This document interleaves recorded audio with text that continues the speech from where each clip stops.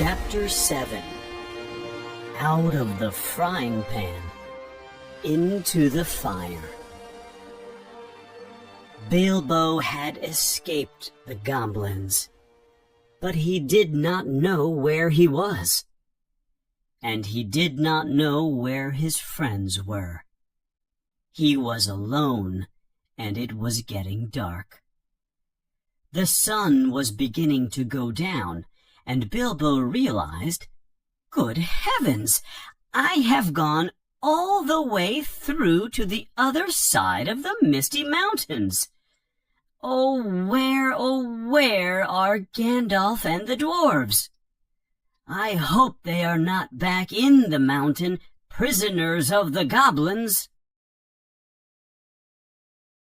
Bilbo continued down the mountain, miserable and hungry. While he walked, an uncomfortable thought was growing inside him. Now that I have the magic ring, shouldn't I go back into those horrible tunnels and look for my friends? The idea terrified him, but in the end, he made up his mind that it was his responsibility, his duty, to go back and look for them. As he turned around to go back up the mountain, he heard voices. He stopped and listened. It did not sound like goblins, so he continued forward very carefully and very quietly. In a safe place, hidden by large rocks, there were people talking. He moved even closer to the sound. Suddenly, between two big rocks, he could see a head with a red hood on top. It was Balin. Bilbo could have jumped up and down in happiness, but he did not. He still had the ring on. Balin was looking straight at him without seeing him. "I will give them a surprise they will remember," he thought. He crawled into some bushes near the group and listened. Gandalf was arguing with the dwarves. They were discussing and debating what to do now. The dwarves were unhappy. Gandalf was telling the dwarves that they could not continue on their journey and leave Bilbo in the hands of the goblins. They must go back and discover if he was alive or dead, and try to rescue him if they could. "After all, he is my friend," said the wizard, "and he is a good little hobbit. I feel responsible for him, and I wish you had not lost him, Dory." "Good heavens, do not blame me. We were fighting the goblins in the dark. You almost cut off my head with your sword, and Thorin was swinging Orcrist everywhere. You gave one of your bright flashes of light, and then you shouted, 'Follow me, everybody!' And everybody should have followed you. There was not time to count everyone with all the confusion. And here we are without our burglar. Confusticate him." "And here's your burglar," said Bilbo, walking into the middle of the group and taking off his ring. How the dwarves jumped in surprise! They all shouted with happiness to see their lost friend. Gandalf was as surprised as any of them, but happier than all of them to see Bilbo again. Bilbo's reputation went up considerably after his surprising appearance. No one doubted that Bilbo was a first-class burglar now. The dwarves wanted to know all about Bilbo's escape. He told them everything, except the part about finding the ring. They were very impressed with his heroic jump and escape through the goblin door. "What did I tell you?" said Gandalf, laughing. "There is more to Mr. Baggins than you realized." He looked at Bilbo in a suspicious way as he said those words. Bilbo wondered if Gandalf guessed the part of the story he did not tell them. As the party talked in excitement, the wizard reminded them of the danger they were in. "We must leave this place immediately," he said. "The goblins will come after us as soon as it is dark. They can smell our footsteps for many hours after we have passed. We are still high up in the mountains. We must go down. Let's go." They went on for a long distance, down valleys and across mountain streams. They came to a very steep hill covered in small rocks. As they descended the hill, the rocks began to move.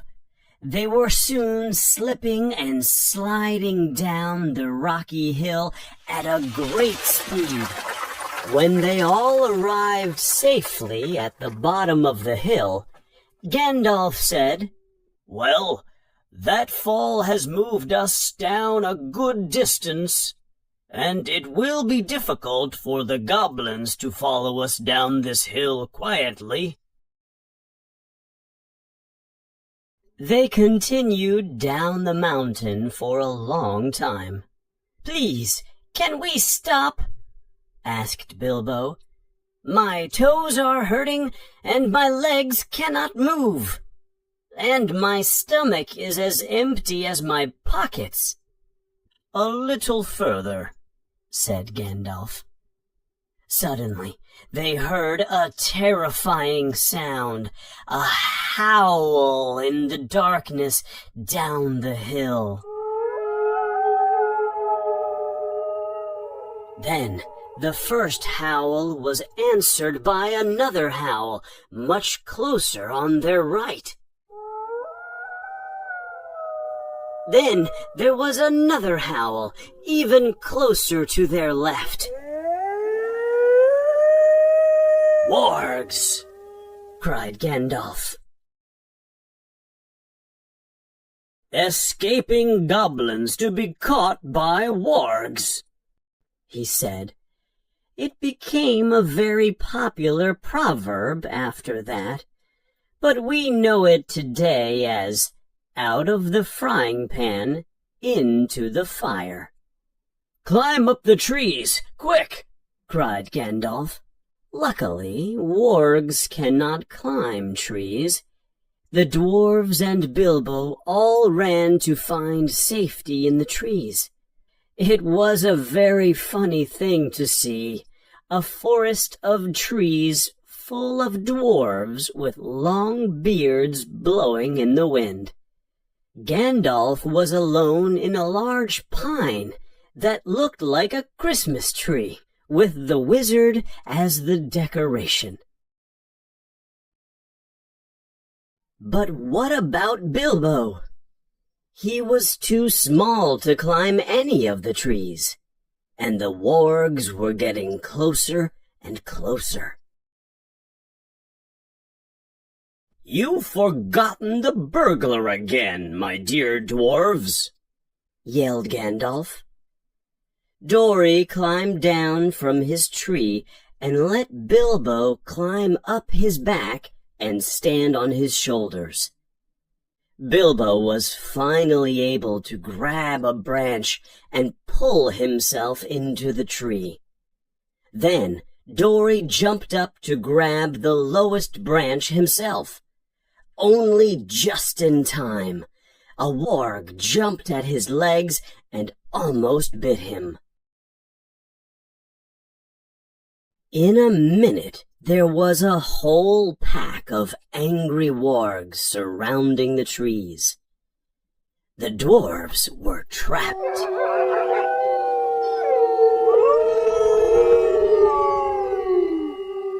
For the moment, they were safe. But trees become very uncomfortable very quickly when you are trapped in one, especially when you are surrounded by wargs. More and more kept coming. After searching and smelling, the wargs had located each and every tree that had a dwarf, hobbit, or wizard.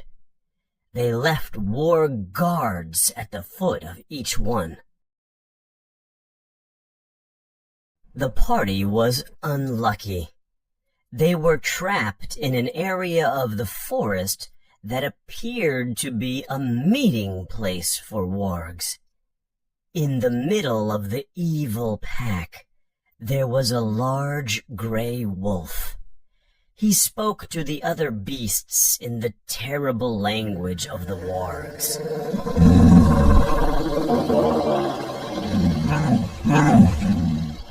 They answered him in a horrible noise of growls and howls.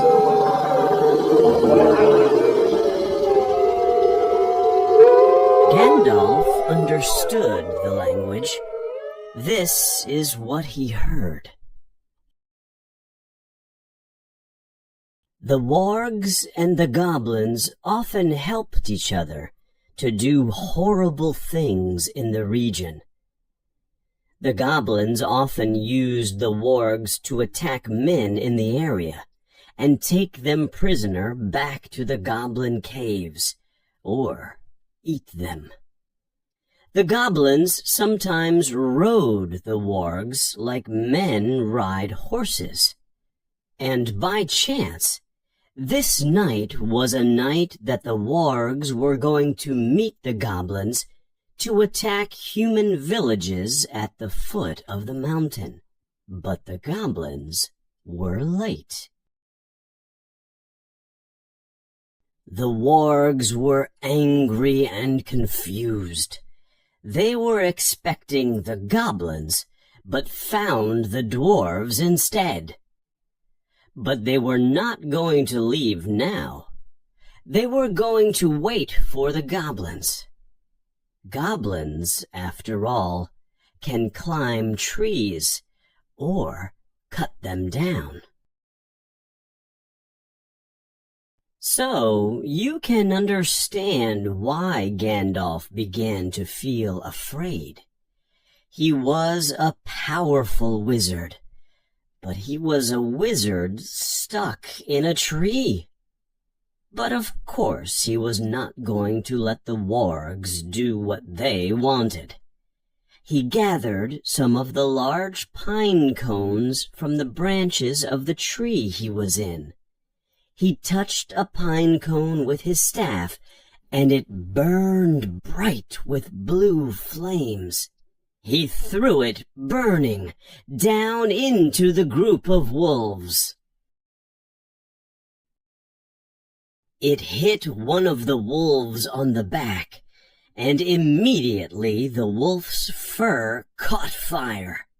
He ran around in circles, jumped up and down, and yelped horribly.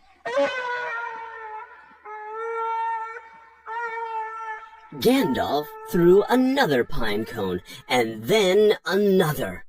one with blue flames, another with red flames, and another with green flames. They exploded on the ground in the middle of the wolves, and colored fire flew everywhere.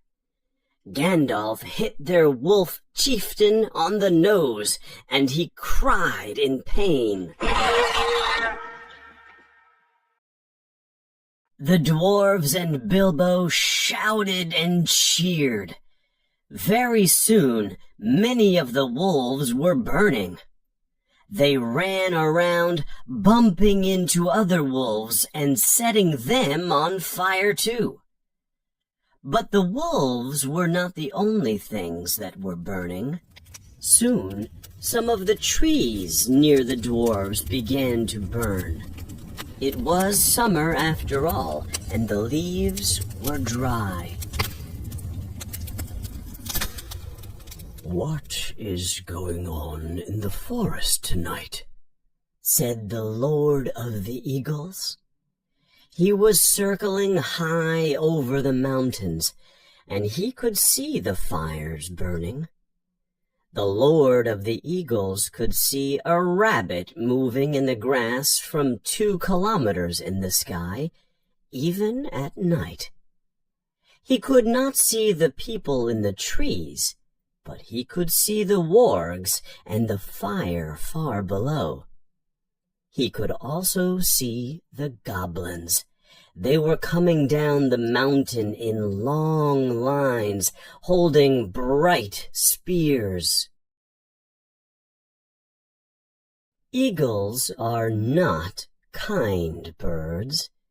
They do not love goblins, and they are not afraid of them.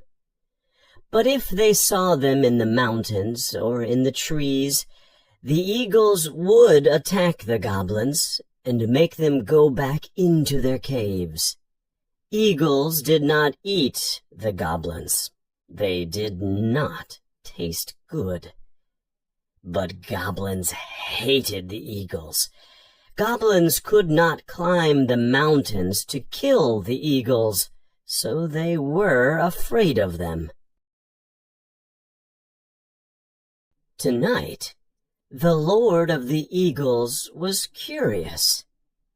He called his eagle guards to fly with him towards the fire on the mountain.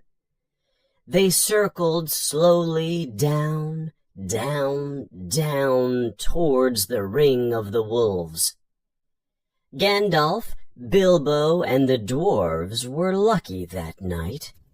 The circle of trees where they were hiding was beginning to burn, and the fire was getting closer and closer to them.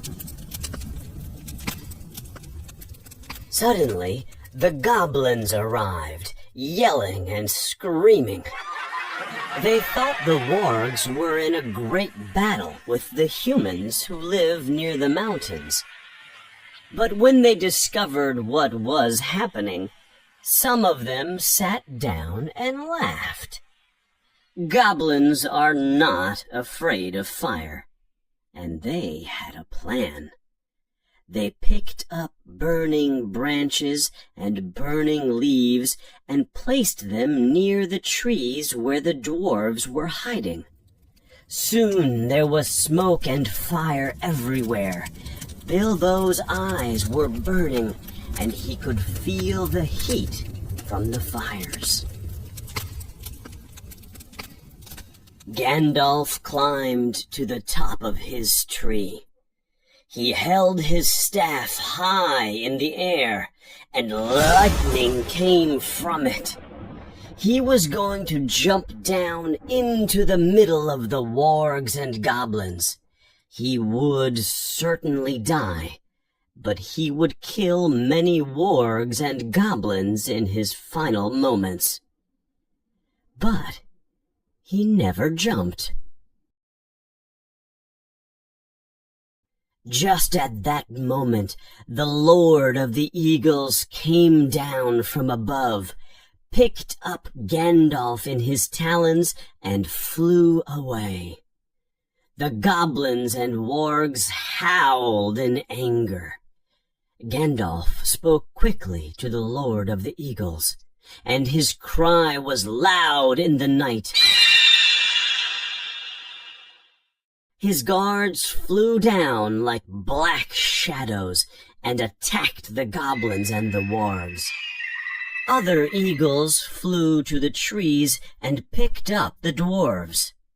Poor Bilbo was almost abandoned again. At the last moment, Bilbo grabbed Dory's legs. Dory was the last to be taken away. Up, up they flew above the screaming goblins, above the howling wargs, away from the smoke and fire. Bilbo was hanging from Dory's legs. His arms were almost breaking. Soon, the light from the fire was far, far below them. They were high in the night sky. Bilbo never forgot that flight, hanging on to Dory's legs. He yelled, "My arms! My poor arms!" But Dory cried, "My legs! My poor legs!" Bilbo was not afraid of heights exactly, but he did not like them either. So you can imagine how scared he was when he looked down, down onto the land far below. He did not know if he could hold on much longer. He closed his eyes and imagined what would happen if he let go. He felt sick. The Lord of the Eagles would not take them close to where men lived. Men used their bows and arrows to kill the eagles, to protect their sheep. "We will not leave you here, near the villages of men," the Lord of the Eagles said to Gandalf. "Do not worry," replied Gandalf. "Take us where and as far as you want. We are very obliged to you for your help." Morning was coming as the eagles finally left Gandalf, Bilbo, and the dwarves. Some of the eagle guards had returned to their homes in the mountains and brought food for the party. The adventure of the Misty Mountains was over. The tired adventurers found a safe place to rest for the morning. Bilbo dreamed of his little hobbit home far away in the Shire. He dreamed of his little kitchen. He dreamed of his little garden. He dreamed of his soft, comfortable bed. And not for the last time.